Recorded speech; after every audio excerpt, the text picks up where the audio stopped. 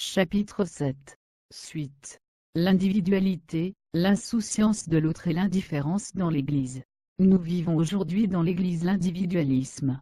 Nous vivons dans la totale insouciance des uns des autres, et l'indifférence comme dans l'histoire de frère Lazare et du riche, qui ne voyait pas son frère Lazare devant sa porte.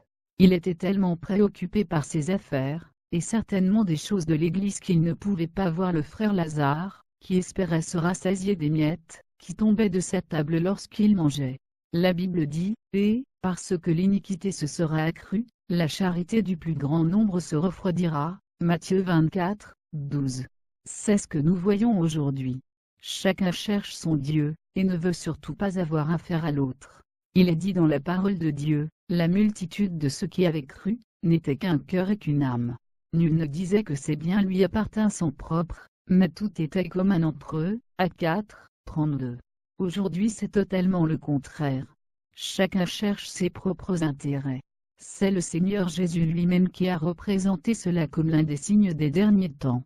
Le problème n'est pas que les choses soient là, c'est plutôt qu'elles soient dans l'Église.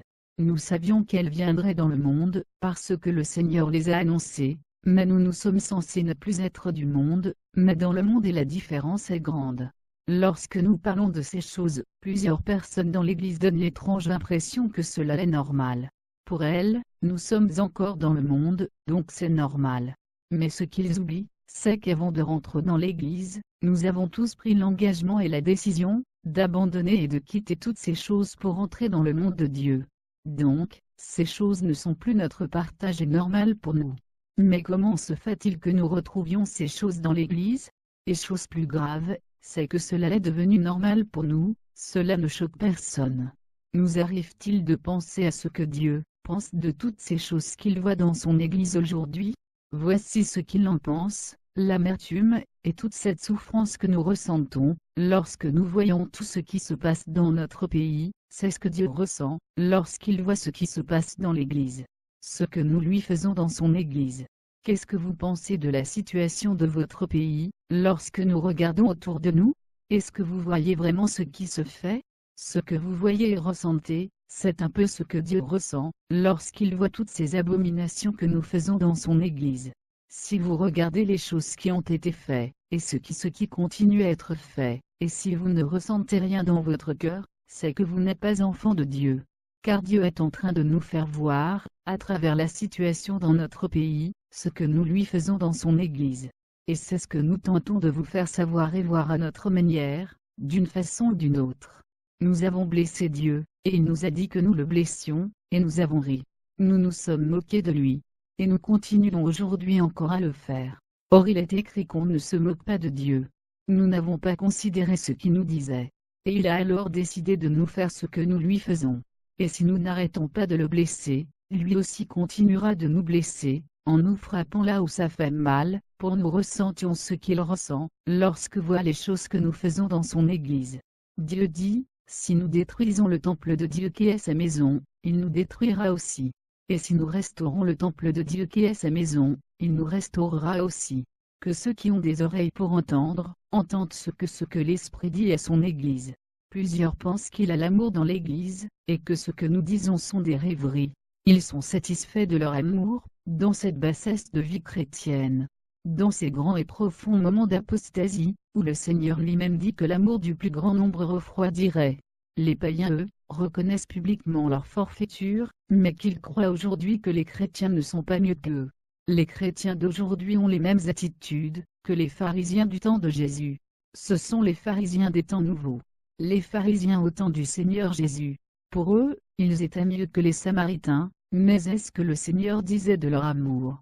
Ils étaient tellement suffisants dans leur amour religieux, ils disaient même au Seigneur Jésus, « N'avons-nous pas raison de dire que tu es un Samaritain, et que tu as un démon ?» Jean 8, 48.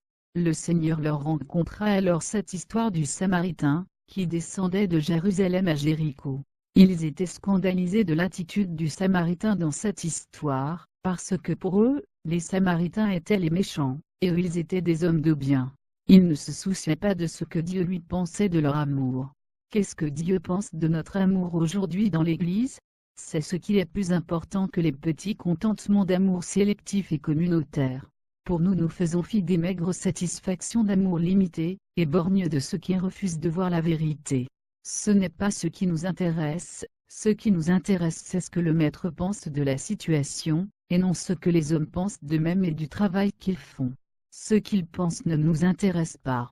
Nous voulons seulement nous disposer, pour que Dieu nous donne de voir comme il voit, et de comprendre les choses telles qu'il les comprend, selon son royaume. Nous mesurons les choses avec les mesures que Dieu nous donne, et non avec les mesures humaines. Et ce que nous connaissons et vivons aujourd'hui, dans l'Église n'a rien à voir avec l'amour du royaume de Dieu. Aujourd'hui dans l'Église chacun a ses objectifs à atteindre, et apprécie les choses selon ses objectifs. Pensez-vous que nos objectifs aujourd'hui, sont réellement ceux du Seigneur? Ce que nous appelons aujourd'hui l'amour dans l'Église, est vraiment l'amour que Dieu veut, et qu'il attend de nous? Cet amour que nous voyons aujourd'hui dans l'Église est-elle patiente, pleine de bonté, point envieuse, elle ne se vante point, s'enfle point d'orgueil, fait rien de malhonnête, cherche point son intérêt, s'irrite point, ne soupçonne point le mal, ne se réjouit point de l'injustice, mais plutôt, se réjouit de la vérité, excuse tout, croit tout, espère tout, elle supporte tout. Corinthiens 13, 4, 7. C'est vraiment cela que nous voyons dans l'Église aujourd'hui. Le problème n'est pas que nous avons atteint ce niveau parfait d'amour dans l'Église. La première des choses, est d'abord de reconnaître qu'il n'existe pas, pour le rechercher de toute notre force. Nous ne croyons pas, parce qu'au moins cela devrait être notre objectif. Mais nous disons que cet amour, n'est possible dans l'Église aujourd'hui. Pour dire que ce n'est pas à cela que nous travaillons. Si notre objectif n'est pas d'atteindre cela dans nos églises, qu'est-ce que nous voulons atteindre alors? Comment pouvons-nous nous satisfaire de ce que nous voyons aujourd'hui, comme amour dans notre communauté? C'est de la pure politique. C'est simplement pour faire croire à nos fidèles qu'il n'y a pas mieux ailleurs, où nous sommes sérieux lorsque que nous disons que c'est cela l'amour de Dieu? Aujourd'hui après 50 années d'évangile dans notre pays, il nous faut encore combien d'années pour atteindre cet amour de Dieu se voit dans l'Église?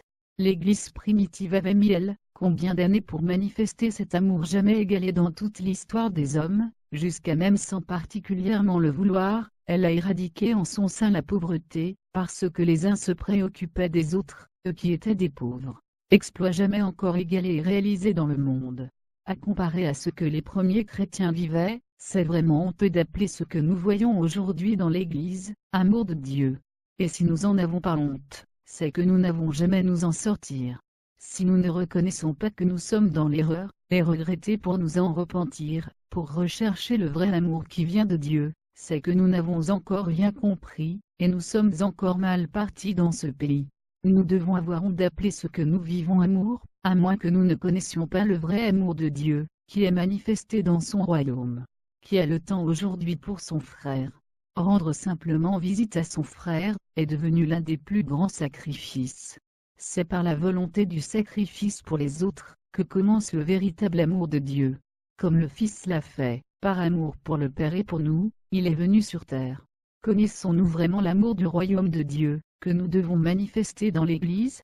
Nous parlons de l'amour sacrificiel. Celui qui commence lorsqu'on commence à se soucier de Lazare qui se tient devant nous, et qui désire se rassasier des miettes qui tombent de nos tables. Lazare, c'est le frère qui est à côté de nous. Et non celui qui est au loin qu'on ne connaît pas, pour qui nous pleurons, parce que nous souffrons parce qu'ils sont égarés. Mais comment traitons-nous les frères qui sont sauvés, et qui sont près de nous dans l'Église? Même dans nos foyers, l'amour de Dieu fonctionne toujours. L'amour dont le Seigneur parle. Ce qu'il a lui-même montré dans sa parole la Bible. Dans n'importe quel foyer, et dans nos relations, notre amour fonctionne vraiment. La Bible que cet amour ne périt jamais. Elle dit qu'il est éternel, car il nous suivra dans l'éternité. La Bible dit que tous dons spirituels disparaîtront, et même l'onction pour faire les plus grands miracles disparaîtront un jour, mais cet amour subsistera, car il est plus grand que tout, parce qu'il est Dieu lui-même. Nous devons même nous gêner de parler de ce que nous voyons, ça sera le commencement de notre repentance. Si vous parlez d'autre amour que celui-là, ce que vous êtes anathème est loin de notre objectif qui est celui du royaume de Dieu. Car le Seigneur dit, je vous donne un commandement nouveau, aimez-vous les uns les autres, comme je vous ai aimé, vous aussi, aimez-vous les uns les autres. Jean 13, 34. Encore il a dit, c'est ici mon commandement, aimez-vous les uns les autres, comme je vous aimais. Jean 15, 12. Voici ce que notre Seigneur Jésus a dit. Et vous, votre Seigneur vous a dit quoi? Regardez bien dans votre communauté, et dites-nous si vous vous aimez entre vous, comme le Seigneur Jésus a aimé chacun de vous. Cela nous coûte quoi d'être véridique et sincère? L'attitude que nous avons ne pourra pas nous aider. Bien au contraire, elle nous fera périr. Reconnaissons nos faiblesses, nos fautes, nos limites et nos manquements, pour que le Seigneur dans sa grâce, et dans son amour, puisse nous sauver, et nous relever. Mais si nous nous mentons à nous-mêmes, pendant que les choses sont là devant nous, et nous disent autre chose, le Seigneur nous abandonnera dans notre incrédulité. Cet homme riche dans l'histoire de Lazare, est allé en enfer à cause de son indifférence, et son insouciance devant la souffrance de son frère Lazare, qui était assis à sa porte. Le Seigneur Jésus a donné aussi cette autre histoire du Samaritain, et a dit à la fin de cette histoire, aux Juifs qui ne se reprochaient rien en amour, allez et faites de même. Notre méchanceté est grande aujourd'hui, dans l'Église et nous devons le reconnaître, pour que Dieu dans sa grâce nous aide. Nous aurons l'occasion de revenir sur ce sujet combien important pour en parler avec plus de détails. Mais Dieu nous a montré le résultat de la méchanceté dans ce pays. La méchanceté dans le pays. Nous n'avons pas besoin de faire un schéma, et parler beaucoup pour montrer les preuves, notre méchanceté dans ce pays, comme également nous n'avons pas à en faire pour le trouver dans l'Église. Notre but n'est pas d'accuser qui que ce soit, mais dans un premier temps c'est de nous amener le reconnaître, et nous en repentir, mais aussi pour que nous fassions mieux aujourd'hui. Nous avons vu que les hommes sont capables du pire et de l'imaginable, des choses auxquelles nous ne pouvions même pas penser, à cause de la méchanceté. Ont-ils renoncé à la méchanceté? Nous n'en savons pas. Alors nous prions le Seigneur, pour que la méchanceté parte loin de notre pays. Si la méchanceté est un démon, alors prions le Seigneur Jésus de nous aider à le chasser loin de notre pays. Ou s'il dort, qu'il dorme à jamais et qu'il ne se réveille plus jamais. S'il est caché dans les cœurs des uns et des autres, c'est qu'il attend un autre moment favorable pour agir encore. C'est pourquoi nous pensons qu'il faut forcément faire quelque chose, mais pensez-vous que les hommes du monde, peuvent-ils vraiment faire ce qu'il faut faire pour guérir ce pays? Croyez-vous cela? Nous avons vu de nos yeux où la méchanceté peut amener les hommes, et dans quoi cela peut nous conduire. Les hommes dans ce pays ont fait preuve de méchanceté, comme nous qui nous disons enfants de Dieu.